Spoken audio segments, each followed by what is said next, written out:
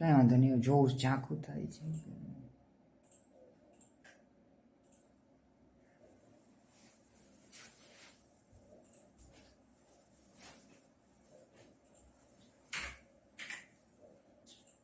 Good noon વિદ્યાર્થી મિત્રો. ઘણા સમયથી દરેક વિદ્યાર્થીઓની ડિમાન્ડ હતી કે 1972 નો એક્ટ સમજાવો, 1972 નો એક્ટ સમજાવો. પહેલી વાત, આ એક્ટ સમજાવતા પહેલા કે તમારે ખરેખર જો ફોરેસ્ટ ગાર્ડ તરીકે નોકરી કરવી હોય તો એક સાથે શાંતિથી આખો લેક્ચર જોવો પડશે. એનું કારણ એ છે કે લેક્ચર થોડોક મોટો હશે.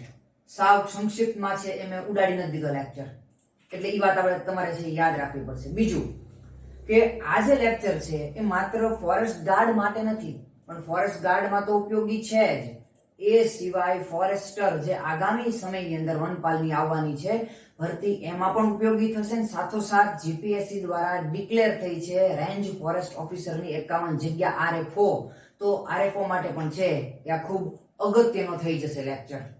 બીજી વાત કે આરએફઓ ની અંદર જે છે એવા જ વિદ્યાર્થીઓ ભરી શકે છે ફોર્મ કે વિદ્યાર્થીઓની ક્વોલિફિકેશન સાયન્સ ગ્રેજ્યુએટ હોય એ જ, એટલે આર્ટ્સ કે કોમર્સ વાળાએ છે આની અંદર મહેનત નથી કરવાની.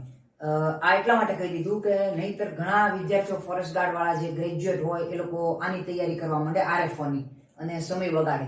હવે વાત આપણે આગળ વધારીએ જ્યાંથી આપણે શરૂઆત કરવાની છે. તો કે આજે હું તમને છે એ વન્ય પ્રાણી સંરક્ષણ એક્ટ 1972 છે હું કરાવવાનો છું.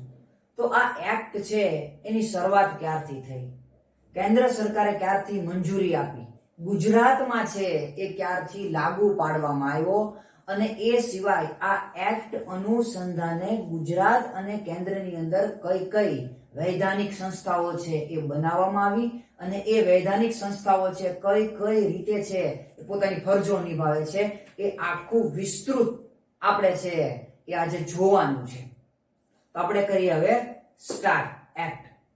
તો સૌ પ્રથમ બોર્ડ ઉપર જે લખ્યું છે તો હું તમને સમજાવીશ જ. એ પહેલા આપણે છે આ વન્ય પ્રાણી સંરક્ષણ અધિનિયમ 1972 છે એના ઇતિહાસ વિશે છે થોડુંક જોઈ લઈએ, કારણ કે હિસ્ટ્રી છે આપણે જોવી પડશે.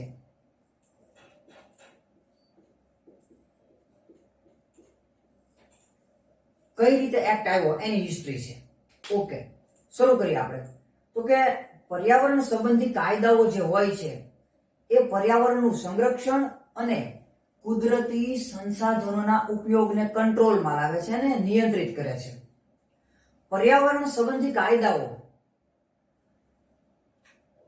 એ કઈ રીતે છે એ લાગુ પડે છે એનો મુખ્ય આધાર એ હોય છે કે લાગુ પડ્યા બાદ એનો અમલ કઈ રીતે થાય છે.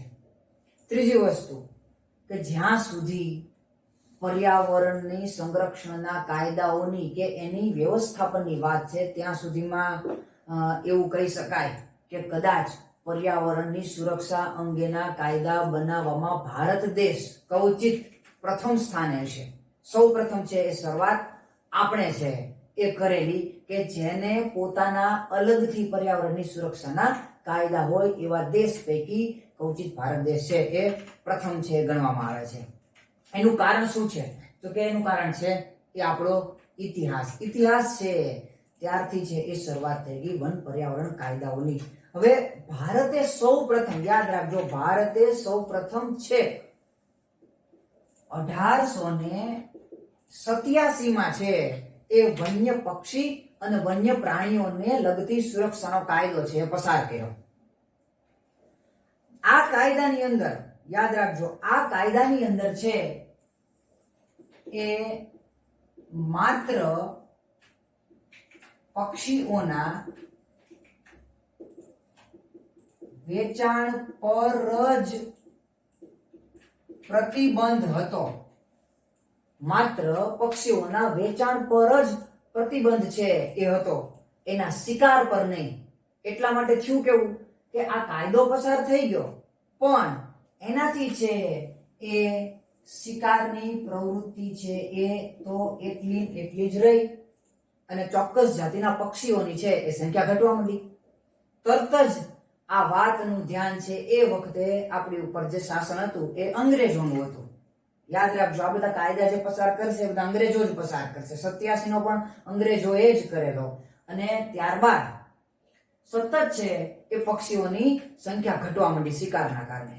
એના કારણે છે એ અંગ્રેજો સતર્ક થયા અને એણે છે એ 1912 માં નવો કાયદો છે એ પસાર કર્યો. એ મૂળ કાયદા જ હતો પણ એની અંદર થોડોક ફેરફાર કર્યો. આ કાયદાની અંદર છે કે જે 1912 ની અંદર અમલીકૃત બનાવવામાં આવ્યો, એની અંદર છે એ વખતની બ્રિટિશ ભારતીય સરકાર દ્વારા છે એ વન્યજીવોની અંદર ખાસ કરીને વન્યજીવો અને વન્ય પક્ષીઓના શિકાર ઉપર પણ છે પ્રતિબંધ મૂકી દીધો. એટલા માટે છે એ સુરક્ષા છે પક્ષી અને વન્યજીવોની છે એ થવા લાગી. ત્યારબાદ શું થયું તો કે ત્યારબાદ 1935 ની અંદર આ કાયદાની અંદર છે એ સુધારો કરવામાં આવ્યો અને સુધારો કરી એને રાજ્યની યાદીની અંદર છે મૂકી દેવામાં આવ્યો. હવે શું થયું તો કે 1947 ની અંદર ભારતીય બંધારણની અંદર છે એ આ કાયદાની નોંધ લેવામાં આવી. કારણ કે આપણું જે બંધારણ બન્યું એ ભારત આઝાદ થયો 1947 પછી બન્યું. એટલે 1947 પછી છે આ વન્ય અને પર્યાવરણ અથવા તો વન્યજીવોની સુરક્ષા માટેનો જે કાયદો હતો એને રાજ્ય યાદીની નોંધ 20 માં છે મૂકી દેવામાં આવ્યો.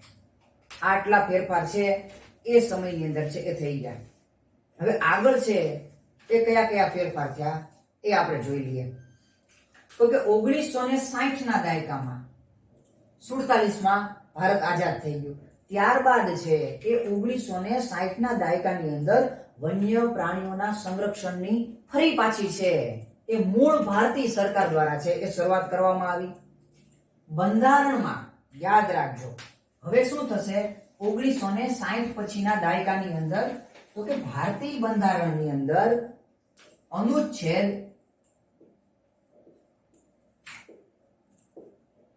48 એ દાખલ કરવામાં આવ્યો. હવે આ અનુચ્છેદ શું કહે છે? જે ભારતીય બંધારણમાં અનુચ્છેદ 48 એ દાખલ કરવામાં આવ્યો એ શું કહે છે તો કે આ અનુચ્છેદ અનુસાર પર્યાવરણ, જંગલ, વન્ય પ્રાણી સુધારણા અને રક્ષણ માટેની જવાબદારી નક્કી કરવામાં આવી. કોની કરવામાં આવી તો કે રાજ્યની.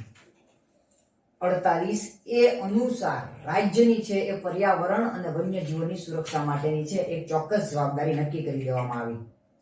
ત્યારબાદ વખતો વખત આ કાયદાઓની અંદર છે એ સુધારો થતો રહ્યો. એક સુધારો થયો ત્યાર પછી 1982 માં, ત્યારબાદ સુધારો થયો 86 માં, ત્યારબાદ સુધારો થયો 1991 માં, ત્યારબાદ સુધારો થયો 93 માં અને ત્યારબાદ 1995 માં પણ છે આ પર્યાવરણીય કાયદાની અંદર છે એ day by day, year by year છે એ ધીરે ધીરે કરતા સુધારાઓ છે એ થવા લાગ્યા. હવે આપણે વાત કરીએ તો કે સ્વતંત્ર ભારતમાં પણ, કારણ કે 1947 પછી છે આપણે સ્વતંત્ર થઈ ગયા, તો સ્વતંત્ર ભારતમાં પણ પર્યાવરણ સંરક્ષણના જે ઉપાયો છે એ ક્યારથી શરૂ કરવામાં આવ્યા? કોઈ કહેશે મને? ચલો કૌશિકભાઈ હાથ ઊંચો કર્યો છે. ના ભાઈ, ખોટી વાત છે. જો યાદ રાખજો, કૌશિકભાઈની વાત અહીં ખોટી પડે છે. ઓકે, તો હવે હું જ તમને છે કહી દઉં છું કે સૌ પ્રથમ છે એ ભારતીય પર્યાવરણ જે સ્વતંત્રતામાં પર્યાવરણના સંરક્ષણના જે ઉપાયો છે એ કઈ પંચવર્ષીય યોજનાથી શરૂ કરવામાં આવ્યા? તો યાદ રાખજો કે પંચવર્ષીય યોજના છે. પ્રથમ પંચવર્ષીય યોજના. જો એવું પૂછવામાં આવે કે કઈ પંચવર્ષીય યોજનાથી છે આ પર્યાવરણ સુરક્ષા અંગે છે વિચારવાનું શરૂ કર્યું, તો યાદ રાખજો પ્રથમ પંચવર્ષીય યોજનાથી. હવે આગળ તો કે પ્રાણીઓના સંરક્ષણ માટે જે વન્ય પ્રાણી સંરક્ષણ અધિનિયમ 1972 જે બનાવવામાં આવ્યો એ ભારતમાં શું સાબિત થયો? તો યાદ રાખવાનું, પાયાના પથ્થર તરીકે છે એ સાબિત થયો. સૌપ્રથમ આ 1972 છે એ આવ્યો ક્યાંથી, એનું અસ્તિત્વ આવી ગયું ક્યાંથી, એ આપણે છે એ હવે જોઈએ. તો કે પ્રથમ પૃથ્વી સંમેલન છે એ સ્ટોકહોમ ની અંદર છે એ યોજવામાં આવેલ હતું અને એ સાલ હતી 1972, જેને સ્ટોકહોમ કોન્ફરન્સ તરીકે પણ ઓળખવામાં આવે છે. એના વિવિધ ઉદ્દેશો હતા, બધાય છે પર્યાવરણની સુરક્ષા સંબંધી ઉદ્દેશો હતા અને આ ઉદ્દેશોને ભારતની અંદર છે એ પ્રભાવી ઢંગથી કઈ રીતે છે એ અમલ કરવા. દાખલા તરીકે વન્યજીવોની રક્ષા કરવી, અવૈધ શિકાર છે એનો અટકાવવો, એની તસ્કરી છે એ અટકાવવી, એના વિવિધ અંગોનો છે એ રાષ્ટ્રીય અને આંતરરાષ્ટ્રીય છે એ વ્યાપાર અટકાવવો. આ બધાયનું અમલ ભારતમાં છે એ કરવા માટે છે એ વન્ય પ્રાણી સંરક્ષણ અધિનિયમ 1972 નો કન્સેપ્ટ આ સ્ટોકહોમ કોન્ફરન્સ થી છે એ ભારતની અંદર છે એ મુકાયો. જાન્યુઆરી, યાદ રાખજો. હવે આગળ શું થયું? તો કે 1972 માંથી આ કાયદો તો આવી ગયો. હવે આ કાયદાની અંદર છે એ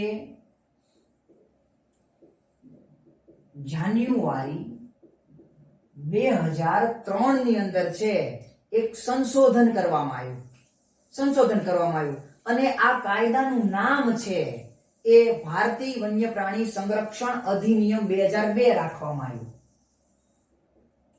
ભારતીય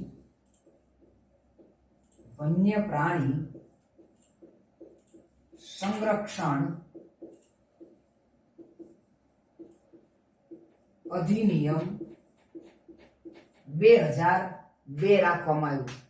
ભલે છે એ જાન્યુઆરી 2003 માં છે એ સંશોધિત થયો, પણ એનો કન્સેપ્ટ, એની બ્લુપ્રિન્ટ 2002 માં તૈયાર થઈ ગઈ હતી. એટલા માટે છે ભારતીય વન્ય પ્રાણી સંરક્ષણ અધિનિયમ 2002 છે એ એનું નામ રાખવામાં આવ્યું.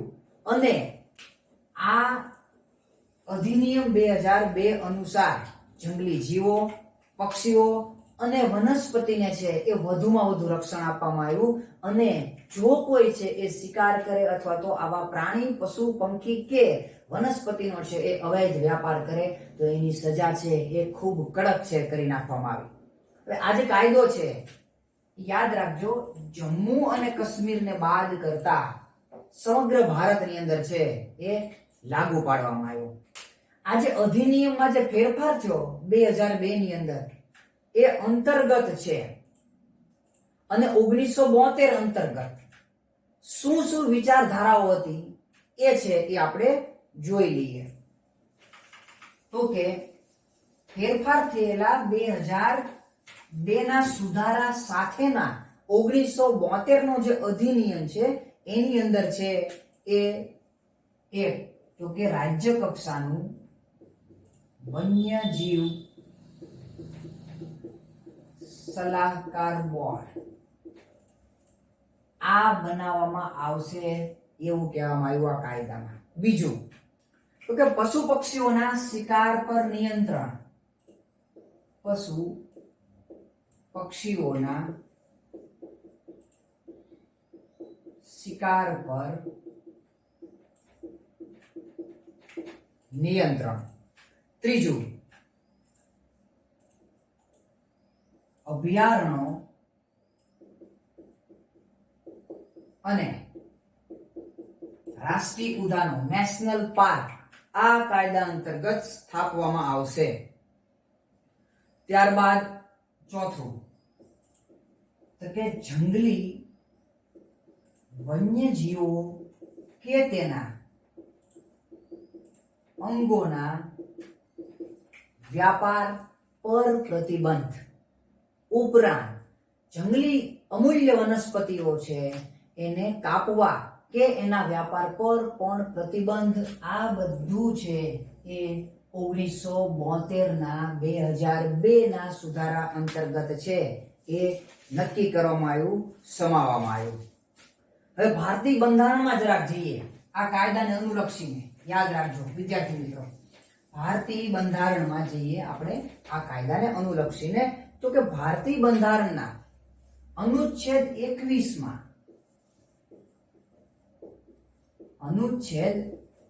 21માં જીવનના અધિકારની વિવિધ વ્યાખ્યાઓ સુપ્રીમ કોર્ટ દ્વારા કરવામાં આવી છે. હવે આ બધી જે વ્યાખ્યાઓ છે એ પૈકી એક વ્યાખ્યા એવી છે કે સ્વચ્છ પર્યાવરણના અધિકારનો પણ સમાવેશ થાય છે. આની અંદર છે વિવિધ અધિકારો આપ્યા છે અનુચ્છેદ 21માં. એમાં એક અધિકાર એવો પણ છે કે સ્વચ્છ પર્યાવરણ પામવાનો અધિકાર. હવે આમ જુઓ તો 1887 થી જે કાયદાનો ઇતિહાસ શરૂ થયો એ 1972 ની અંદર છે એ પૂરો થતો હોય છે. અને 1972 ની અંદર પણ છે એ સૌ પ્રથમવાર વન્ય જીવોની સાથોસાથ ખાસ પ્રકારની વન્ય વનસ્પતિઓને પણ છે, એટલે કે વનસ્પતિ છોડને પણ છે એ સંરક્ષિત કરવામાં આવ્યા. અને એ અંગેનું એક નવું પ્રકરણ પણ છે એ 1972 ના અધિનિયમ એક્ટ ની અંદર છે એ ઉમેરવામાં આવ્યું. આગળ આપણે જરાક છે એ જોઈએ. હવે આપણે મૂળ વાત ઉપર છે એ થોડુંક ફોકસ કરીએ. તો કે ઈસવીસન 1972 નો વન્ય પ્રાણી સંરક્ષણ અધિનિયમ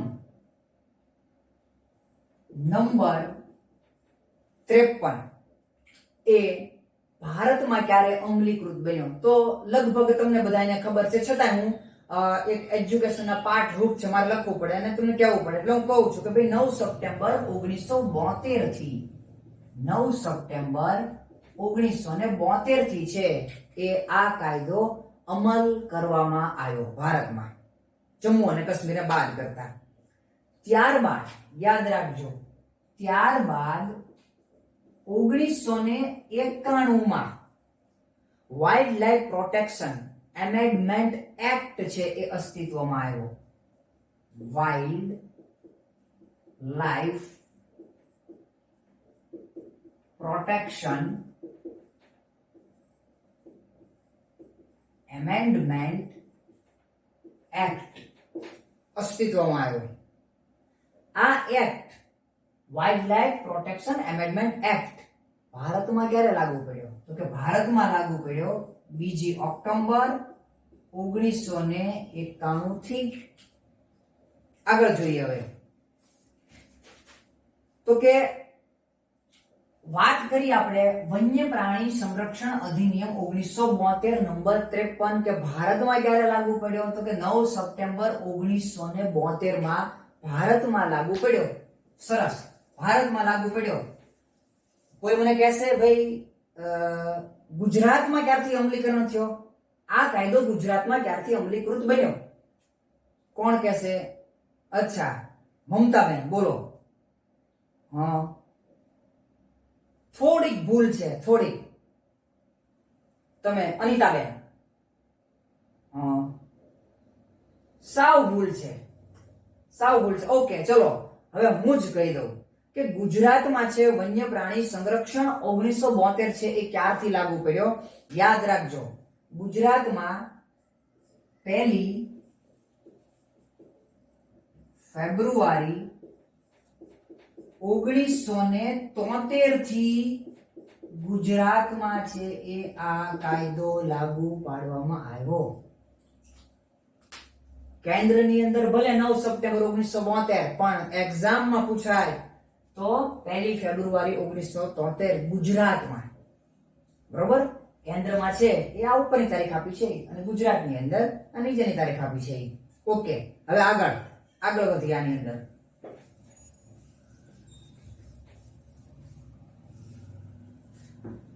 હવે આ એક્ટ ની અંદર એટલે 1972 ના એક્ટ ની અંદર 1982 માં છે એક સુધારો કરવામાં આવ્યો. આ સુધારો શું હતો? તો કે સામાન્ય રીતે વન્ય પ્રાણીને છે કે વનસ્પતિને છે એ પકડવું, કાપવું કે એનો છે વ્યાપાર કરવો એ જનરલી છે આ એક્ટ મુજબ છે પ્રતિબંધિત હોય છે. પણ જો વૈજ્ઞાનિક ઉપયોગ માટે આ વન્ય જીવની જરૂર પડે તો એને પકડી શકાશે અને છે એને ટ્રાન્સપોર્ટ કરી શકાશે, એનું પરિવહન કરી શકાશે. પણ વૈજ્ઞાનિક ઉપયોગ હોય તો જ, એ સિવાય નહીં. આ સુધારો ક્યારે કરવામાં આવ્યો? તો કે 1982 માં સુધારો કરવામાં આવ્યો. હવે ત્યારબાદ વન્ય પ્રાણી સંરક્ષણ અધિનિયમ 2002 માં, યાદ રાખજો, ત્યારબાદ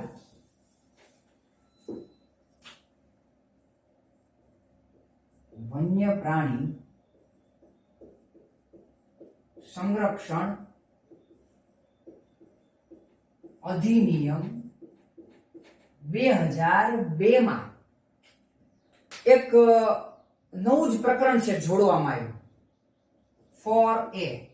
પ્રકરણ 4 ની અંદર છે એ જોડવામાં આવ્યો અને બનાવી નાખ્યું પ્રકરણ 4A. હવે આ પ્રકરણ 4A શું હતું જે નવું ઉમેરવામાં આવ્યું 2002 માં? તો કે એ એમ કહેતું હતું કે વન્યજીવોના શિકાર કે તેના અંગોના વ્યાપારથી જો સંપત્તિ જે તે વ્યક્તિએ છે પ્રાપ્ત કરી હોય કે જે તે સંસ્થાએ છે પ્રાપ્ત કરી હોય તો એનો જપ્તીનો અધિકાર રહેશે, એટલે કે એને જપ્ત કરી નાખવામાં આવશે. આ પ્રકારનું પ્રકરણ છે એ 4A એ ઉમેરવામાં આવ્યું. આગળ હવે આજ 2002 ની અંદર 4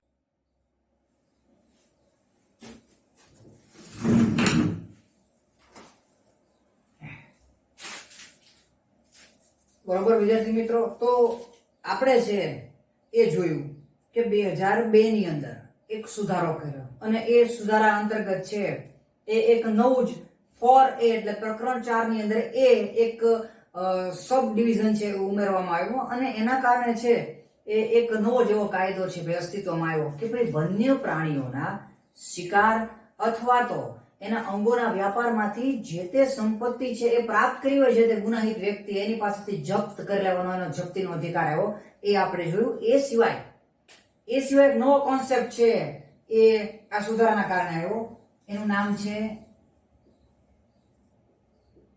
સામુદાયિક રિઝર્વ ક્ષેત્ર. આ એક નવી અવધારણા છે એ અસ્તિત્વની અંદર છે એ આવી. હવે એ ઉપરાંત એક બીજી ધારણા પણ અસ્તિત્વમાં આવી. અત્યાર સુધી વન્ય જીવોની અંદર છે એ આપણે જંગલમાં રહેતા હોય આ એ પ્રકારના છે આપણે વન્ય જીવો છે ગણતા, પણ નવી ધારણા મુજબ બીજો ફેરફાર એ થયો કે માછલીઓનો સમાવેશ પણ છે એ વન્યજીવ સંરક્ષણની અંદર છે કરવામાં આવ્યો. ત્યારબાદ આ સુધારો ક્યારે થયો હતો? તો કે 2002 ની અંદર, અને એની અંદર શું ઉમેરવામાં આવ્યું હતું? તો કે 4A. હવે છે એ નેક્સ્ટ સુધારો થશે 2006 માં. એમાં નવા પ્રકરણ ઉમેરવામાં આવશે 4B અને 4C. ત્યારબાદ યાદ રાખજો, ત્યારબાદ ભારત સરકારના પર્યાવરણ, વન અને જળવાયુ મંત્રાલય દ્વારા રાજ્યસભાની અંદર વન્ય પ્રાણી સંરક્ષણ અધિનિયમ સંશોધન 2013 પસાર કરવામાં આવ્યું. યાદ રાખજો, વન્ય પ્રાણી સંરક્ષણ સંશોધન અધિનિયમ 2013 પસાર કરવામાં આવ્યું. જે મુજબ આ વન્ય પ્રાણી સંરક્ષણ એક્ટના જે કાયદા હતા એને વધારે છે એ મજબૂત બનાવવામાં આવ્યા અને આંતરરાષ્ટ્રીય કાયદાઓ એટલે કે CITES સાઇટ્સ ને છે એ અનુસરવા પણ એક પ્રયત્ન 2013 ના સુધારા દ્વારા છે કરવામાં આવ્યો. હવે 2013 ના સંશોધન અનુસાર શું એવું નવું ઉમેરવામાં આવ્યું? તો કે અમુક ચોક્કસ પરિસ્થિતિને બાદ કરતા, અનિતાબેન ધ્યાન રાખજો, અમુક ચોક્કસ પરિસ્થિતિને બાદ કરતા છે એ અમુક પ્રતિબંધો મૂકવામાં આવ્યા. દાખલા તરીકે પહેલું તો કે પશુજાળના ઉપયોગ પર પ્રતિબંધ.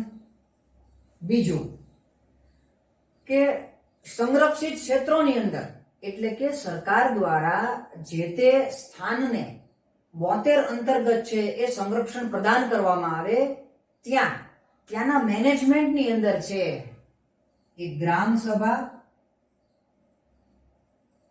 અને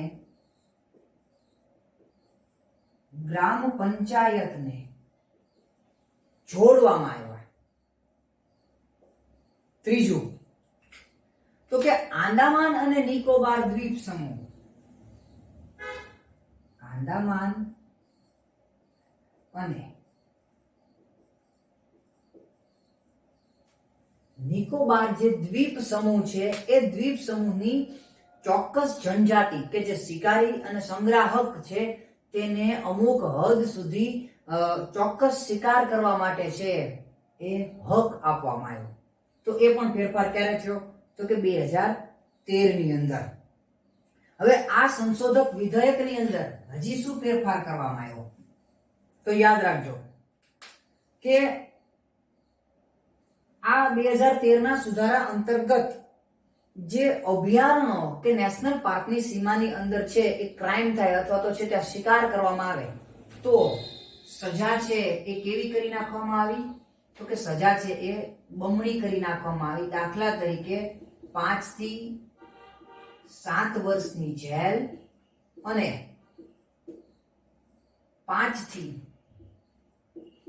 25 લાખ રૂપિયા સુધીનો છે એ દંડની જોગવાઈ કરવામાં આવી.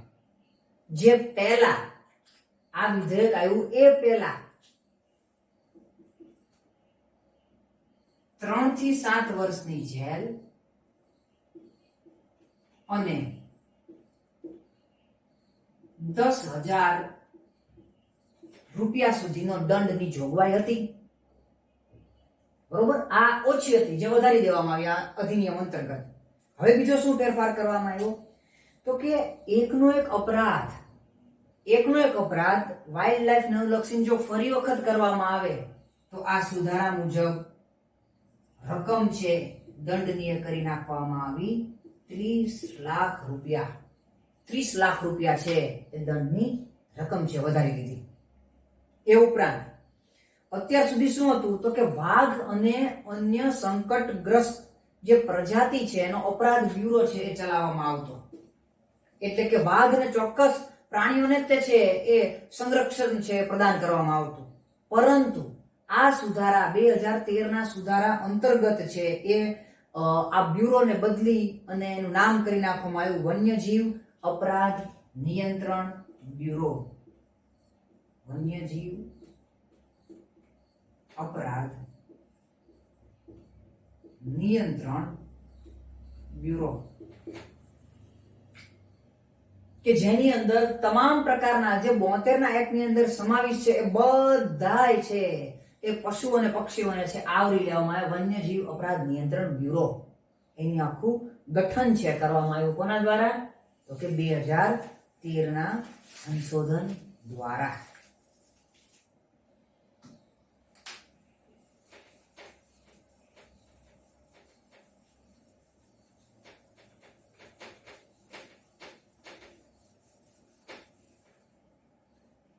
હવે આપણે જોઈએ આ વાઇલ્ડ લાઈફ અધિનિયમ 1972 અંતર્ગત છે એ શું શું આપણને મળ્યું છે અથવા તો વન્યજીવોને શું શું છે એ પ્રદાન કરવામાં આવ્યું છે. તો એક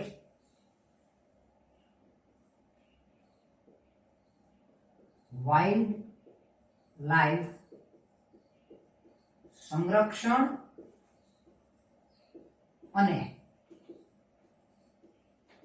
મેનેજમેન્ટ. 2 વન્ય પ્રાણી અને પક્ષીઓનો શિકાર અટકાવવો.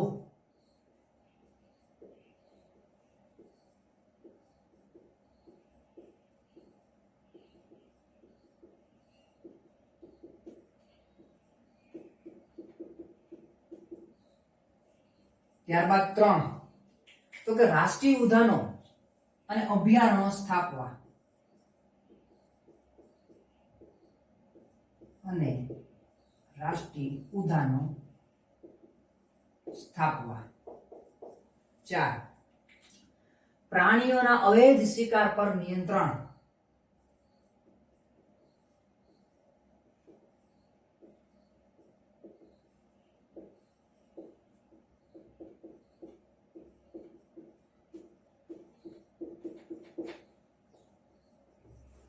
5 તો મેં અગાઉ કીધું એમ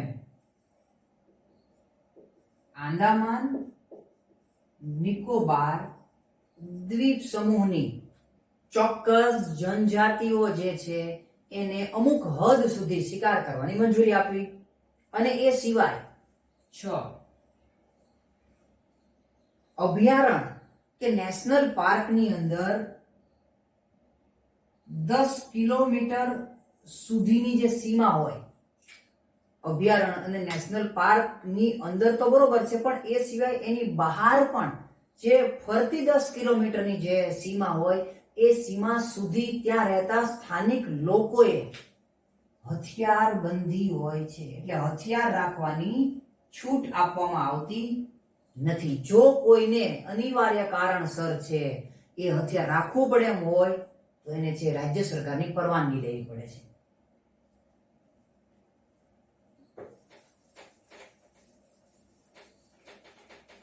તો આ હતી 1972 ના એક્ટ અંતર્ગત વન્ય પ્રાણીઓને મળતી વિવિધ સુવિધાઓ.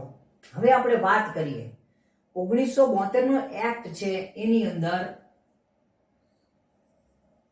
તો કે અનુસૂચિ કેટલી છે તો કે અનુસૂચિ 6 છે. પ્રકરણની વાત કરો તો પ્રકરણ કેટલા છે તો કે 7 પ્રકરણો અને કલમો અથવા તો ધારાઓ કેટલી છે તો કે 66. હવે આપણે છે એ એક અનુસૂચિ અને એમાં આવતા પ્રાણીઓ જોઈ લઈએ. તો કે પહેલી અનુસૂચિ 1. હવે આ અનુસૂચિ 1 ની અંદર યાદ રાખજો 43 થી વધુ પ્રાણીઓ છે એને સમાવેલા છે. પણ આ અનુસૂચિ જે 1 છે એની અંદર કેવા પ્રાણીઓ સમાવેશ થયા છે એ ખાસ મહત્વનું છે. તો કે સસ્તન પ્રાણીઓ જેટલા સસ્તન વર્ગના પ્રાણીઓ છે એ બધા અનુસૂચિ 1 ની અંદર છે. એમાં કેટલા પ્રાણીઓ છે તો કે 43 થી વધારે. હવે આ અનુસૂચિ 1 ના કેટલા ભાગ છે તો એના 4 ભાગ છે. આ ચારેય ભાગની અંદર અલગ અલગ પ્રાણીઓ છે એ જોવા મળે છે. લખીશ તો લેક્ચર બહુ લાંબો થઈ જશે એટલે કંઠસ્થ હું મોઢે બોલી જાઉં છું, તમે છે ખાલી યાદ રાખજો. હવે આ અનુસૂચિ 1 ના 4 ભાગ છે. એમાં જોઈએ ભાગ પહેલો. પહેલા ભાગમાં કયા કયા પ્રાણીઓ સમાવેશ થયેલા છે તો યાદ રાખજો પહેલા ભાગની અંદર છે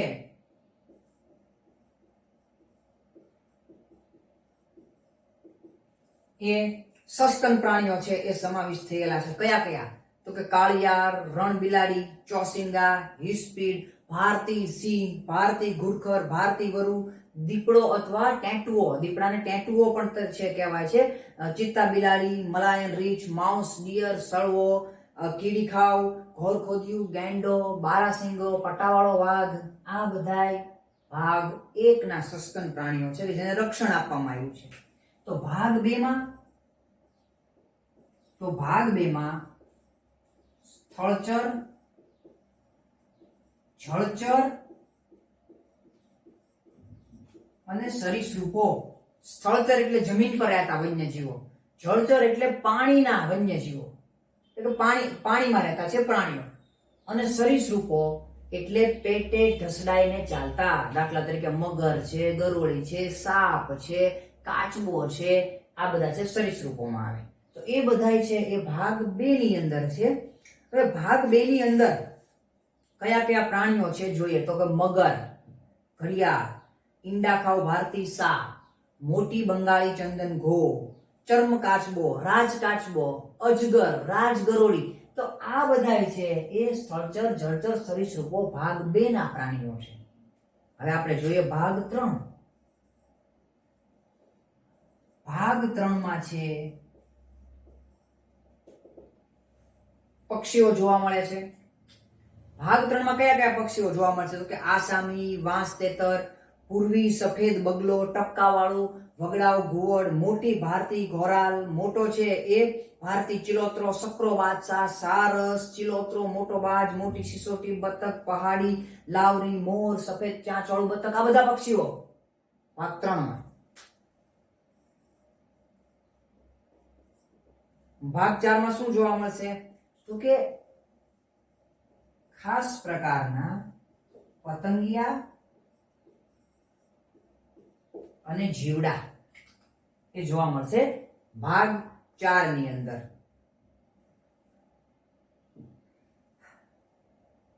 હવે જોઈએ અનુસૂચિ 2. હવે જોઈએ આપણે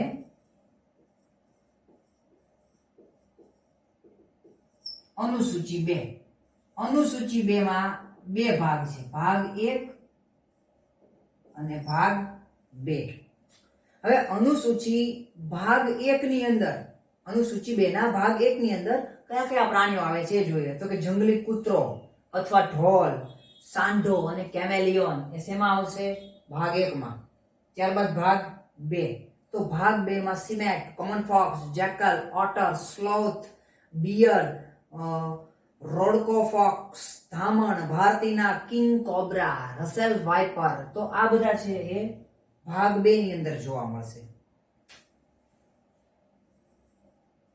હવે જોઈએ અનુસૂચિ 3. અનુસૂચિ 3 માં કોણ કોણ જોવા મળશે? તો કે અનુસૂચિ 3 ની અંદર ભેકલ, ચિત્તલ, ગોરલ, નીલગાય, સાંબાર, જંગલી ડુક્કર, હોગ ડિયર, આ બધા છે અનુસૂચિ 3 ના છે એ પ્રાણીઓ છે. અનુસૂચિ 4.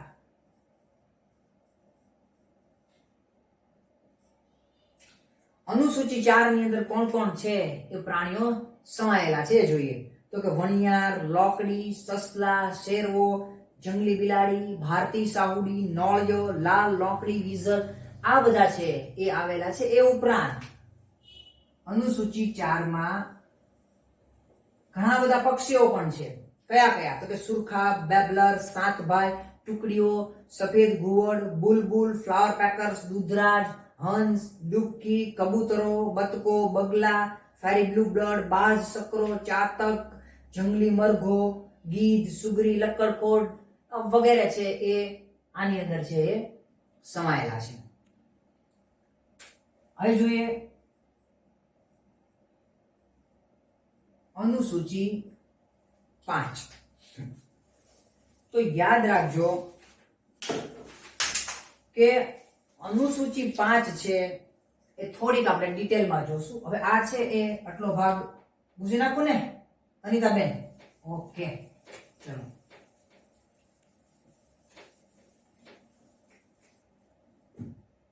અનિતાબેન ને બહુ વારંવાર પૂછવું પડે, પાછા ખીજાઈ જાય. બરોબર ને કૌશિકભાઈ? બહુ સ્વભાવ છે, ખાટો છે. ઓકે, ચાલો હવે આપણે અનુસૂચિ 5 એ જોઈએ. હવે અનુસૂચિ 5 શું કામ વિશિષ્ટ છે? તો કે અનુસૂચિ 5 માં આવતા વન્યજીવોને મારી શકાય છે. તમારે નથી મારવાના, બરોબર? તમારે નથી મારવાના, પણ પહેલા આપણે જાણીએ કે શું કામ મારી શકાય છે. તો કે અનુસૂચિ 5 માં આવતા જે જીવો છે એ મોટા ભાગે કેવા હોય છે?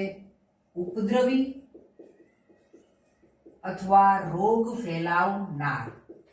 એટલા માટે એને મારી શકાય છે. કોણ મારી શકે છે? કોણ નક્કી કરે છે? તો કે રાજ્ય સરકાર છે એ નક્કી કરી શકતી નથી. જો કોઈ ઉપદ્રવી પ્રાણીઓનો ઉપદ્રવ એ જે તે રાજ્યની અંદર ખૂબ વધી જાય તો તેને મારવાની મંજૂરી એ કેન્દ્ર સરકારમાં મોકલે છે, અને કેન્દ્ર સરકાર મંજૂરી આપે પછી એ પ્રાણીને છે એ રાજ્ય સરકાર છે એ મારવા માટે છે એ કોઈ શૂટર્સ લાવશે અથવા તો જે કઈ વ્યવસ્થા રાજ્ય સરકાર કરશે, પણ પૂર્વ કેન્દ્રની મંજૂરી મળે પછી જ થશે. આની અંદર કયા કયા પ્રાણીઓ છે આવે છે એ જોઈએ. તો કે અનુસૂચિ 5 માં એક સામાન્ય કાગડો આવે, ફળ ચામાચીડિયું આવે, ઉંદર આવે વગેરે, જેને આપણે જે તે સ્ટેટની અંદર એ લોકો ઉપદ્રવી છે એ ગણતા હોય છે. બે ત્રણ ઉદાહરણ જોવા છે કૌશિકભાઈ? ચલો જોઈ લઈએ. ચલો એક પહેલું ઉદાહરણ જોઈએ તો કે હિમાચલ પ્રદેશની અંદર વાંદરાને વોમિન જાહેર કરાયો છે. વોમિન એટલે ઉપદ્રવી, બરોબર, એનો નાશ કરવા માટે. એટલે કે વાંદરાને જે વોમિન જાહેર કરાયો છે, શું કામ? તો કે હિમાચલ પ્રદેશની અંદર જે ફળોની ખેતી થાય છે ત્યાં ઊભા પાકને ત્યાંના વાંદરાઓ ખૂબ મોટા પ્રમાણમાં નુકસાન પહોંચાડે છે. એટલે રાજ્ય સરકારે કેન્દ્ર પાસેથી મંજૂરી માંગી. તેથી છે એ ત્યાં વાંદરાને કે જ્યાં ઉપદ્રવ મચાવે છે તેને મારી શકાય છે. બીજું ઉદાહરણ લઈએ આપણે બિહારનું. તો બિહારમાં છે એ નીલ ગાયને મારવાની મંજૂરી મળી છે. શું કામ? તો કે ત્યાં છે એ આ ઉપદ્રવ મચાવે છે, ખેતીના ઊભા પાકનો છે નાશ કરી નાખે છે. ત્રીજું ઉદાહરણ લઈએ ઉત્તરાખંડ. તો ત્યાં વાઇલ્ડ બોર એટલે કે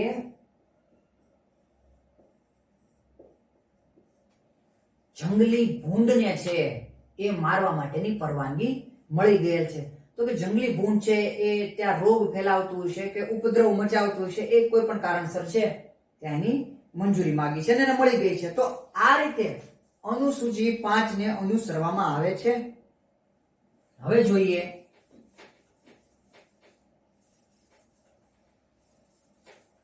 અનુસૂચિ 6. અનુસૂચિ 6 માં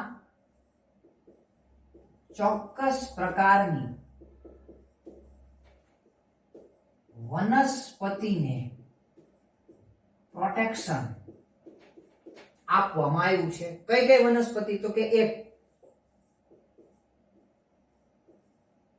પિચર પ્લાન્ટ, જે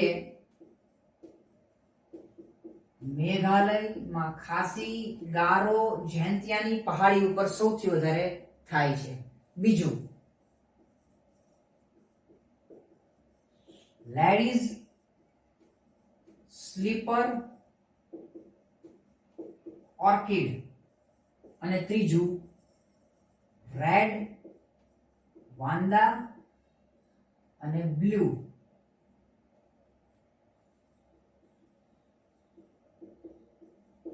વાંદા. હવે પિચર પ્લાન્ટ એટલે કીટહારી વનસ્પતિ. ઓકે, મેઘાલય, ખાસી, ગારો, જૈંતિયાની પહાડી પર પુષ્કળ જોવા મળે છે. બીજું લેડી સ્લીપર ઓર્કિડ એક પ્રકારની છે, એ પરરોહી વનસ્પતિ છે. એ મેં મારા એક લેક્ચરમાં ઓર્કિડ વિશેની માહિતી આપેલી છે. અને ત્યારબાદ છે રેડ વાંદા અને બ્લુ વાંદા. યાદ રાખજો. હવે વાંદા એ અર્ધ પરોપજીવી વનસ્પતિ છે. વાંદા એ અર્ધ પરોપજીવી વનસ્પતિ છે, જ્યારે વંદો એ કીટક છે જે ઉભયજીવી વર્ગનું છે. આ બેમાં વિદ્યાર્થીઓ સૌથી મોટો છે ગોટાળો કરે છે. ભૂતકાળમાં પેપર તમે જોજો, આ બંનેનો ભેદ છે પૂછાઈ ગયેલો છે. જો વાંદો એવો શબ્દ આવે તો વનસ્પતિ કેવી? અર્ધ પરોપજીવી. અને જો વંદો શબ્દ હોય તો એ કીટક ઉભયજીવીનું. અહીં આપણે વાત વનસ્પતિની થાય છે કલમ 6 અંતર્ગત.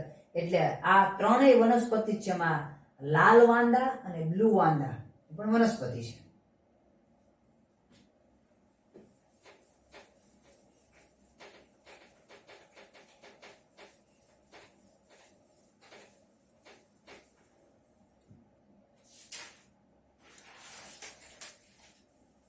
આગળ હવે તો કે વન્ય પ્રાણી સંરક્ષણ એક્ટ એ ક્યારે આવ્યો એ મેં તમને કહી દીધું.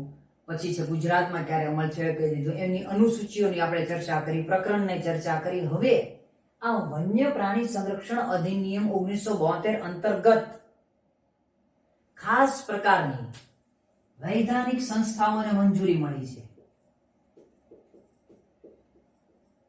આ વૈધાનિક સંસ્થાઓ કઈ કઈ છે એ જોઈએ. એના કાર્યો શું છે એ જોઈએ. દાખલા તરીકે પહેલી સંસ્થા તો national board for wildlife.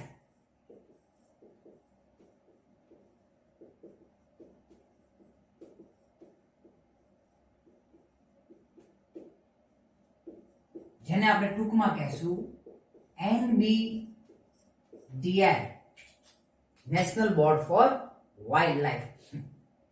હવે national board for wildlife ના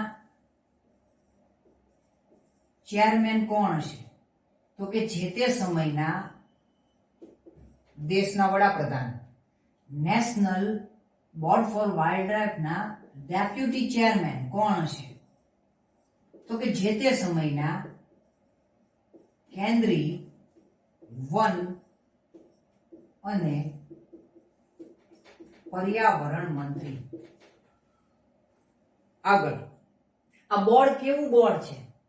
તો યાદ રાખજો, આ બોર્ડ એડવાઇઝરી બોર્ડ છે, એટલે કે સલાહકારી બોર્ડ છે.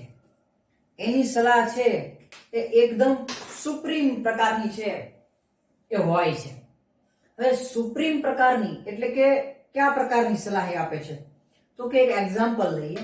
માની લો કે કર્ણાટક સરકાર છે એ એમ વિચારે, અથવા તો કર્ણાટક સરકાર છે એ વાઘ સંરક્ષણનો કોઈ નવો પ્રોજેક્ટ લાવે, અથવા આસામ સરકાર રાયનો એટલે કે એક સિંગી ગેંડાનો છે એ સંરક્ષણનો કોઈ નવો છે એ પ્લાન અથવા પ્રોજેક્ટ લાવે, તો એને મંજૂર કરવાની, એને રિવ્યુ આપવાની અને એ દરખાસ્ત કેન્દ્ર સરકાર સુધી પહોંચાડવાની છે. એ કામગીરી કોણ કરશે? તો કે NBDL એ કામ કરશે.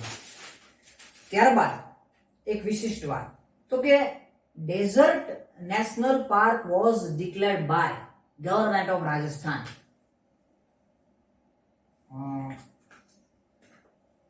લખાઈ ગયું ને પૂજાબેન? ચલો, પૂજાબેન પાછા બહુ એક્ટિવ માણસ છે. ઓકે, આપણે પાછા અહીંયા છે ધ્યાન રાખીએ. તો કે મેં વાત કરી હતી desert national park was declare by government of Rajasthan. એટલે ગવર્નમેન્ટ ઓફ રાજસ્થાન દ્વારા એક ડેઝર્ટ નેશનલ પાર્ક છે ડિક્લેર કરવામાં. માનો કે આ એક નેશનલ પાર્ક છે જેને ગવર્નમેન્ટ ઓફ રાજસ્થાન દ્વારા ડિક્લેર કરવામાં આવ્યો છે. હવે ત્યાં બન્યું એવું, આનો અમુક ભાગ છે ને એ જેસલમેરમાં છે, જ્યારે અમુક ભાગ છે એ બાડમેરમાં છે. હવે બન્યું એવું કે અહીં છે એ ખનિજ તેલ મળી આવ્યું, ઓઇલ મળી આવ્યું, એટલે ઓઇલ પ્રોજેક્ટની મંજૂરી માટે છે એ બધા કાગળિયા ક્યાં જશે? તો કે છે રાજસ્થાન સરકાર પાસે. અને રાજસ્થાન સરકારે આ પ્લાનને નામંજૂર કરી દીધો. એટલે આ પ્લાન છે એ કોની હસ્તક વયો ગયો? તો કે national board for wild life. બરોબર, ગવર્મેન્ટે તો ના જ પાડી દીધી, પણ ખરેખર મંજૂરી કોણ આપશે? તો કે national board for wildlife. તો national board for wildlife છે એ આ સંરક્ષિત એરિયાને ફરતે એટલે કે આજુબાજુ 10 કિલોમીટરના વિસ્તાર સુધી આ ઓઇલ પ્રોજેક્ટને મંજૂરી છે એ આપી દીધી. તો આ પ્રકારની મંજૂરી આપવાનું કાર્ય પણ national board for wildlife છે એના દ્વારા છે કરવામાં આવે છે. આગળ બીજું કાર્ય શું કરે છે જોઈએ. તો કે national wild life action plan. National wild life action plan. National wild life action પ્લાનને મંજૂરી આપવાનું કાર્ય છે એ પણ national board for wild life એટલે કે NBDL દ્વારા કરવામાં આવે છે. હવે national wild life action plan સૌપ્રથમ ક્યારે છે અમલી બન્યો? તો કે 1986 થી 2001. આ હતો પહેલો. બીજો છે એ 2002 થી 2016. આ હતો સેકન્ડ. અને થર્ડ 2017 થી 2031. અત્યારે જે નેશનલ એક્શન પ્લાન ચાલી રહ્યો છે એ ત્રીજો છે. હવે નેશનલ એક્શન પ્લાન શું છે? તો કે એને કહેવાય છે આપણી ભાષામાં વિઝન નેક્સ્ટ 15 યર્સ. એટલે કે આવતા આગામી 15 વર્ષ સુધી વાઇલ્ડ લાઈફને કેવી રીતે પ્રોટેક્ટ કરવું, તો એને કહેવાય નેશનલ એક્શન પ્લાન. તો આ પ્રકારના આગામી 15 વર્ષ સુધીનો જે પ્લાન હોય કે જેની અંદર વાઇલ્ડ લાઈફને જે પ્રોટેક્ટ કરવાનું હોય, તો એને મંજૂરી કોણ આપશે? તો કે NBDL.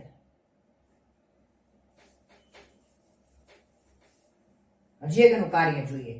કોઈ નિવસન તંત્રની અંદર જો નવું પ્રાણી છે ઇન્ટ્રોડ્યુસ કરાવવું હોય, નવું પ્રાણી છે એ શોધવાનું હોય અને એ નિવસન તંત્રનો એક ભાગ રૂપે છે, એ મંજૂરી કોણ આપશે? તો કે NBDL. તાજેતરમાં 4 પ્રાણીઓને છે એ NBDL દ્વારા મંજૂરી આપી છે. એક હિમદીપડો એટલે કે ક્લાઉડેડ લેપર્ડ,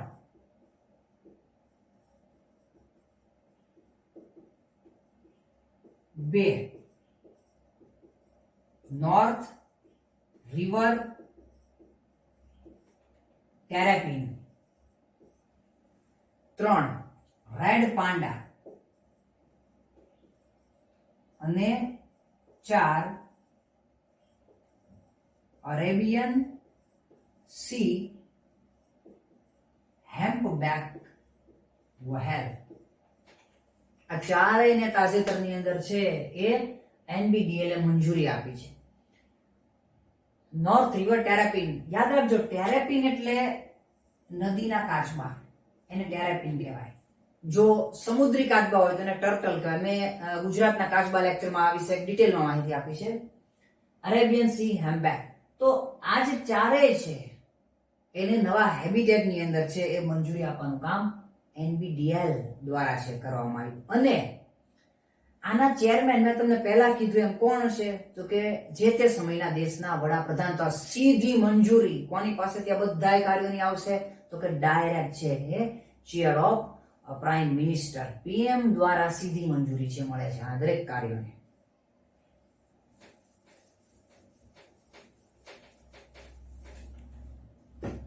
બીજી સંસ્થા છે એ છે CZA, એટલે કે સેન્ટ્રલ ઝૂ ઓથોરિટી.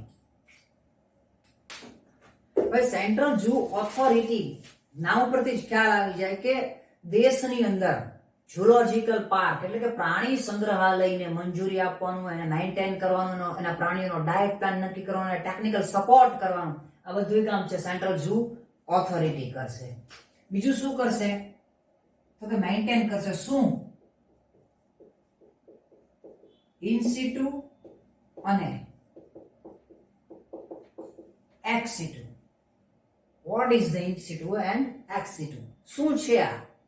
તો એનો તો નહીં ખ્યાલ આવે, ચલો એક ઉદાહરણ દ્વારા આપણે સમજીએ.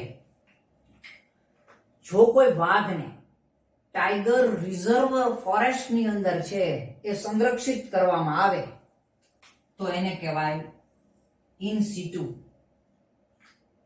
અને જો એ વાઘને કોઈ પ્રાણી સંગ્રહાલયની અંદર છે એ સુરક્ષા પૂરી પાડવામાં આવે તો એને કહેવાય એક્સ સિટુ.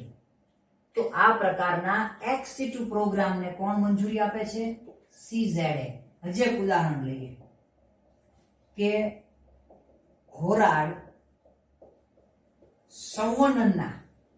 ઘોરાડના કૃત્રિમ સંવનનના પ્લાનને ગુજરાત અને રાજસ્થાન સરકાર જો ચલાવવા માંગતી હોય તો એને છે એ CZA ની મંજૂરી લેવી પડે. એની મંજૂરી મળ્યા બાદ એ કૃત્રિમ સંવનનનો પ્લાન છે એપ્લિકેબલ બનાવી શકે. ત્યારબાદ એનું ત્રીજું કાર્ય છે કે CZA દ્વારા ભયના આરે આવેલી પ્રાણીઓની, વન્ય પ્રાણીઓની છે એ અદલા બદલી કરી શકાય છે, એને ટ્રાન્સફર છે એ કરી શકાય છે. દાખલા તરીકે ઘણા સમયથી ચર્ચામાં છે કે ભાઈ ગીરના સિંહને ગીરમાંથી મધ્યપ્રદેશના કુનો પાલપુર ની અંદર છે એ મૂકવામાં આવે. જો એને મૂકવામાં આવશે, માનો કે મૂકવામાં આવે તો એની મંજૂરી કોણ આપે? CZA. અને નથી મૂકવામાં આવતા તો પણ છે એ રિવ્યુ કોણે આપ્યો હોય? તો કે CZA. પણ આજે જ સમાચારમાં છે એ ગુજરાત સમાચારની અંદર હતું કે ભાઈ મુખ્યમંત્રી છે ગુજરાતના હાલના, એને એવું કીધું છે કે અહીંયા સિંહ છે એ સુરક્ષિત છે, એને અન્યત્ર સ્થળાંતર કરવાની હાલમાં કોઈ યોજના નથી. એટલે આ એક ચર્ચાનો અંત આવી ગયો. હવે સીઝેડે છે એ જૂ ટુ જૂ પ્રાણીઓની અદલા બદલી કરે છે. જૂ ટુ જૂ યાદ રાખજો. હવે જૂ ટુ જૂ એટલે એ આંતરરાષ્ટ્રીય પણ હોઈ શકે. માનો કે દક્ષિણ આફ્રિકામાંથી ત્યાંના પ્રાણી સંગ્રહાલયમાંથી કોઈ સિંહને છે, આફ્રિકન સિંહને ગીરની અંદર છે પ્રાણી સંગ્રહાલયમાં લાવવો હોય તો પણ એ બનાવશે શક્ય સીઝેડે.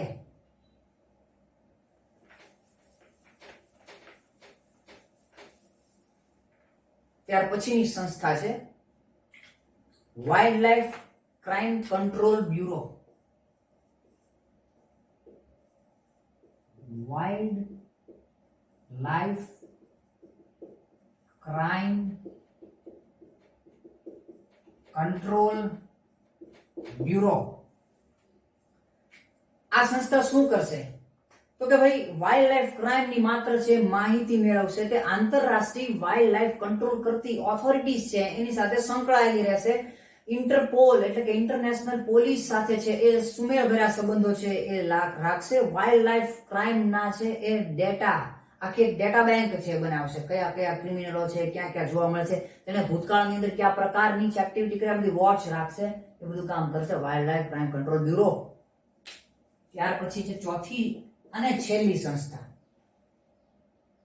ઓકે, એનટીસીએ એટલે કે નેશનલ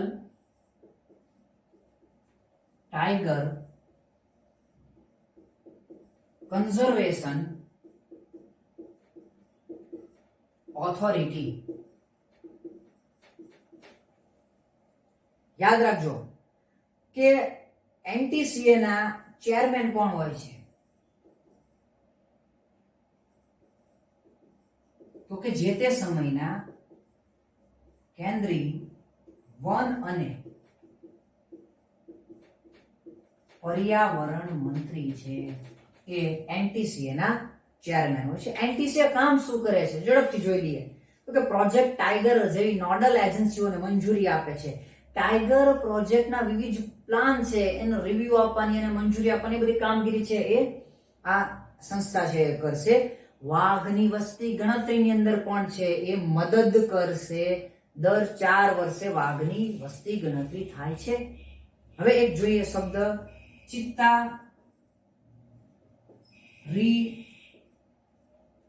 રીઇન્ટ્રોડ્યુસ.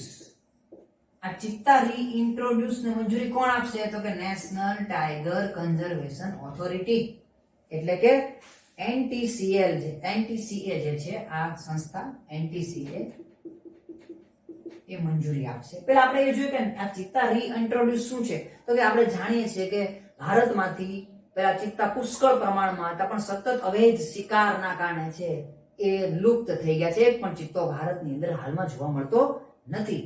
તો ભારતની અંદર ચિત્તાને અનુકૂળ થયું વાતાવરણ છે જ, એટલા માટે એવું વિચારાઈ રહ્યું છે ભારત સરકાર દ્વારા, પર્યાવરણ વિભાગ દ્વારા કે કેન્યાના નામીબિયામાંથી આફ્રિકન ચિત્તા છે એને ભારતમાં લાવવામાં આવે, એનું સંવર્ધન કરાવવામાં આવે અને સંખ્યા છે એ ફરી પાછી વધારવામાં આવે. એવું એક અત્યારે આયોજન છે ચાલી રહ્યું છે. બીજે ક્યાં ચિત્તા જોવા મળે છે હારો જોઈ લઈએ તો યાદ રાખજો જે આફ્રિકામાંથી આપણે ચિત્તા લાવવાની વાત ચાલે છે એ કેન્યાના નામીબિયામાંથી છે ને આફ્રિકન ચિત્તા છે. એ સિવાય ચિત્તાની એક પ્રજાતિ છે એશિયન ચિત્તા. અત્યારે એ માત્ર ક્યાં જોવા મળે છે તો કે ઈરાનમાં. હવે ઈરાનમાં જોવા મળે છે એ એશિયન ચિત્તા એ કઈ પરિસ્થિતિમાં છે અત્યારે તો કે ભાઈ ક્રિટિકલી એન્ડેન્જર્ડ એટલે કે અતિશય ભયગ્રસ્ત. જ્યારે આ આફ્રિકન ચિત્તા કે જેને આપણે લાવવાના છે એ વલ્નરેબલ એટલે કે ભયના આરે પહોંચવા આવ્યા છે. બરોબર, તો એ આ આફ્રિકન ચિત્તા છે. ઓકે, હવે સરકાર વિચારે છે કે ભાઈ આ ચિત્તાને ભારતમાં લાવવા છે તો ક્યાં મૂકવા, કયા રાજ્યના અભયારણ્યની અંદર મૂકવા. તો યાદ રાખજો આ આફ્રિકન ચિત્તાને મૂકવાની વાત હાલમાં છે એ બે અભયારણ્યમાં ચાલે છે. એક છે નોરાદેહી અને બીજું છે કુનો પાલપુર. આ બંને છે એ મધ્ય પ્રદેશમાં આવેલા અભયારણ્યો છે અને આ અભયારણ્યોની અંદર છે એ નામીબિયામાંથી આફ્રિકન ચિત્તા રીઇન્ટ્રોડ્યુસ કરાવવાના છે. તો આ પ્રકારે આવા પ્રાણીઓને રીઇન્ટ્રોડ્યુસ કરાવવાના પ્લાનને મંજૂરી આ એનટીસીએલ છે એ આપશે. બરોબર. એનટીસીએ દ્વારા નેશનલ ટાઈગર કન્ઝર્વેશન ઓથોરિટી દ્વારા છે આ ચિત્તા રીઇન્ટ્રોડ્યુસ પ્લાનને છે એ મંજૂરી આપવામાં આવી છે. ઓકે, આગળ આ ચારેય સંસ્થાઓ તો આપણે કમ્પ્લીટ કરી. હવે આપણે આપણી એક સંસ્થા છે એ જોઈએ. આપણી કઈ સંસ્થા? તો કે રાજ્ય કક્ષાની. કારણ કે આની અંદર જો આપણે વાત કરતા હોય 1972 ના એક્ટની અને રાજ્યની વાત ન કરીએ તો થોડુંક અધૂરું રહી જાય. આપણે 1972 એક્ટની અંદર એક પ્રકરણ આવે છે, એનું નામ છે પ્રકરણ 2 અને એનું નામ અધિનિયમ હેઠળ નિમવાના અધિકારીઓ. અધિનિયમ હેઠળ નિમવાના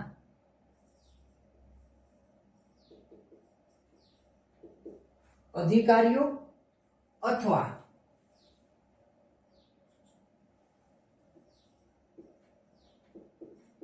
રચવાના સત્તા મંડળ. આ પ્રકરણનું નામ છે અને આ પ્રકરણની કલમ 6 ના એટલે કે કલમ 6 ની પેટા કલમ 1 મુજબ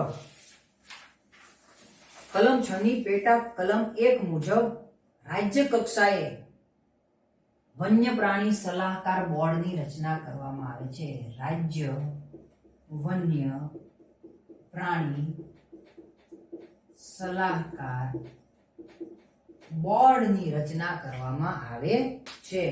આ બોર્ડની રચના છે એ ક્યારે કરી નાખવાની? તો કે વન્યજીવ એટલે કે વન્ય પ્રાણી સંરક્ષણ અધિનિયમ 2002 જે તારીખથી અમલી બને એ પછીના 6 મહિનાની અંદર આ કલમ 6(1) મુજબ રાજ્ય વન્ય પ્રાણી સલાહકાર બોર્ડ રચવાનું. દરેક રાજ્ય જમ્મુ અને કાશ્મીરને બાદ કરતા. એના જરાક સભ્યોની ચર્ચા કરી લઈએ. વન્ય પ્રાણી સલાહકાર બોર્ડના સભ્યોની ચર્ચા કરી લઈએ. તો એક એમાં હોય છે ચેરમેન. તો ચેરમેન કોણ હશે? તો કે રાજ્યના મુખ્યમંત્રી. રાજ્યના મુખ્યમંત્રી જે તે સમયે રાજ્યના જે મુખ્યમંત્રી હોય એના ચેરમેન હોય. જો કેન્દ્ર શાસિત પ્રદેશ હોય તો એનો જે કોઈ વહીવટ કરતા, માનો કે કેન્દ્ર શાસિત પ્રદેશમાં છે રાજ્યપાલ હોય તો એ રાજ્યપાલ છે એ હોદ્દાની રૂએ ચેરમેન હશે. ત્યારબાદ બીજું વાઇસ ચેરમેન. તો વાઇસ ચેરમેન તરીકે કોણ? તો કે રાજ્યના વન અને પર્યાવરણ મંત્રી.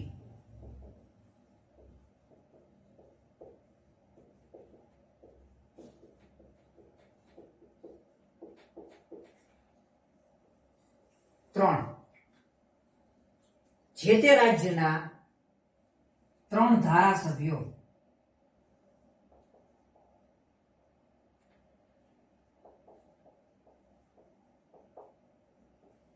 ચોથું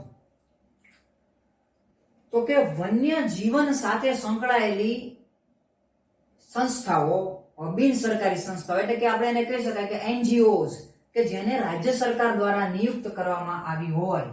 એટલે કે 3 સભ્યો ક્યાંથી લેવાના છે? તો કે રાજ્ય સરકાર દ્વારા વન્યજીવ સાથે સંકળાયેલા એનજીઓસ માંથી. એટલે 3 સભ્યો બિન સરકારી એનજીઓ માંથી. હવે કોણ કોણ સભ્યો છે? તો કે 10 સભ્યો આવશે. બીજા આ 10 સભ્યો કયા કયા? તો કે રાજ્ય સરકાર જે નિયુક્ત કરે એ પર્યાવરણવિદો હોય, સંરક્ષણવિદો હોય, ઇકોલોજીસ્ટો હોય, તો એ બધા છે એમાંથી રાજ્ય સરકાર 10 જણાને લેશે અને આ બોર્ડના સભ્યો બનાવશે. હજી કોણ હોય તો યાદ રાખજો, સચિવ હોય. સચિવ એટલે કયા સચિવ? તો કે વન અને પર્યાવરણ મંત્રાલયના સચિવ એ આ બોર્ડના સભ્ય હશે. ત્યારબાદ એક અધિકારી છે. અધિકારી એટલે કયા? તો કે રાજ્યના વન વિભાગના મુખ્ય વન સંરક્ષક. અધિકારી તરીકે કોણ છે? તો કે રાજ્યના મુખ્ય વન સંરક્ષક. 8. ત્યારબાદ તો કે હજી એક સચિવ છે કે જે આ બોર્ડનો સભ્ય છે. કયા સચિવ છે? કયા વિભાગના સચિવ છે? તો કે આદિજાતિ કલ્યાણ વિભાગના સચિવ એ પણ બોર્ડના સભ્ય હશે. ત્યારબાદ મેનેજિંગ ડિરેક્ટર. મેનેજિંગ ડિરેક્ટર પણ છે એ આ વન્ય પ્રાણી સલાહકાર બોર્ડના સભ્ય છે. પણ કઈ સંસ્થાના મેનેજિંગ ડિરેક્ટર? તો યાદ રાખજો, સ્ટેટ ટુરિઝમ ડેવલપમેન્ટ કોર્પોરેશનના છે એ મેનેજિંગ ડિરેક્ટર એ આ બોર્ડના એક સભ્ય હશે. ત્યારબાદ પોલીસ અધિકારી. પોલીસ અધિકારી એ પણ આ વન્ય પ્રાણી સલાહકાર બોર્ડના એક સભ્ય છે. પણ કયા પોલીસ અધિકારી? તો કે ઇન્સ્પેક્ટર જનરલની રેન્કથી નીચેની પોસ્ટ ન હોય એવા પોલીસ અધિકારી એ આ વન્ય પ્રાણી સલાહકાર બોર્ડના સભ્ય છે. હજી એની અંદર છે એ પ્રતિનિધિ હશે. કયા પ્રતિનિધિ? કોણ પ્રતિનિધિ મોકલશે? તો કે સશસ્ત્ર દળમાંથી એક પ્રતિનિધિ આવશે. બ્રિગેડિયર થી જે સશસ્ત્ર દળની અંદર જે પ્રતિનિધિ અહીંયા ચયન કરવામાં આવશે એ પ્રતિનિધિ કોણ અથવા તો કેવા હોદ્દાના હશે? તો એ બ્રિગેડિયર થી નીચલી રેન્ક ન હોય એવા કોઈ એક છે એ પ્રતિનિધિને આ બોર્ડના સભ્ય બનાવવામાં આવશે. હજી એક હશે પ્રતિનિધિ. હવે કઈ સંસ્થામાંથી પ્રતિનિધિ આવશે? તો wild life institute of India કે જે દહેરાદૂનની અંદર છે એનો એક સભ્ય છે એ પ્રતિનિધિ તરીકે રાજ્ય વન્ય પ્રાણી સલાહકાર બોર્ડનો એક સભ્ય છે કે નિમણૂકીમાં પામશે. ત્યારબાદ હજી એક પ્રતિનિધિ આવશે. ક્યાંથી આવશે? તો કે BSI તરફથી બોટનિકલ સર્વે ઓફ ઇન્ડિયામાંથી છે એક પ્રતિનિધિ અહીં છે એ સભ્ય તરીકે રહેશે. અને અંતિમ હજી એક હશે જેને કહેવાય ચીફ વાઇલ્ડ લાઈફ વોર્ડન, જે સભ્ય સચિવ પણ છે એ બની શકે છે. તો આ એના સભ્યો, આ એનું માળખું, કઈ કલમ અંતર્ગત આવે છે યાદ રાખવાનું, નામ યાદ રાખવાનું. એમાં સામાન્ય રીતે ચેરમેન ને વાઇસ ચેરમેન ખાસ છે યાદ રાખજો. બાકી પણ બધું યાદ રાખવા જેવું છે. ઓકે,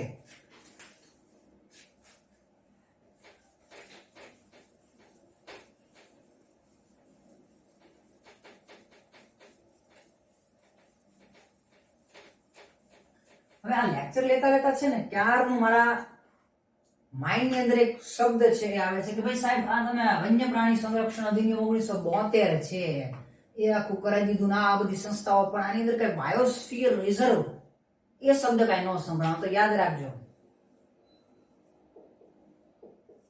બાયોસ્ફિયર રિઝર્વ તેને 1972 છે એ મંજૂરી નથી દેતું. તે આખો અલગ પ્રોગ્રામ છે. કયો પ્રોગ્રામ છે? તો કે મેન એન્ડ બાયોસ્ફિયર, એટલે કે MAB નો આખો અલગ જ કોન્સેપ્ટ છે બાયોસ્ફિયર રિઝર્વ. એને મંજૂરી કોણ આપશે? તો કે MAB. અને આ પ્રોગ્રામ છે કોણ ચલાવે છે? તો કે યુનેસ્કો. આ પ્રોગ્રામ યુનેસ્કો ચલાવે છે. ઓકે વિદ્યાર્થી મિત્રો, ઘણો બધો છે લાંબો લેક્ચર હતો, શાંતિથી સાંભળજો. આ જે લેક્ચર છે એમાં ફોરેસ્ટ ગાર્ડના તમામ પ્રશ્નો કવર થઈ જશે.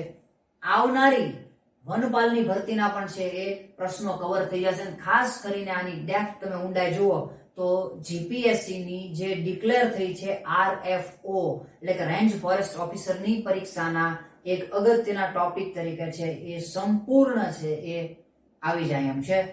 શાંતિથી એક ધારા જોજો, મેક્સિમમ છે અને શેર કરજો આપણા લેક્ચરને. તમારા માટે એટલી બધી મહેનત કરું છું, એટલીસ્ટ તમે શેર તો કરજો, લાઈક કરજો, કોમેન્ટ્સ છે એ આપજો અને થેન્ક્સ. ચલો, ગુડ બાય.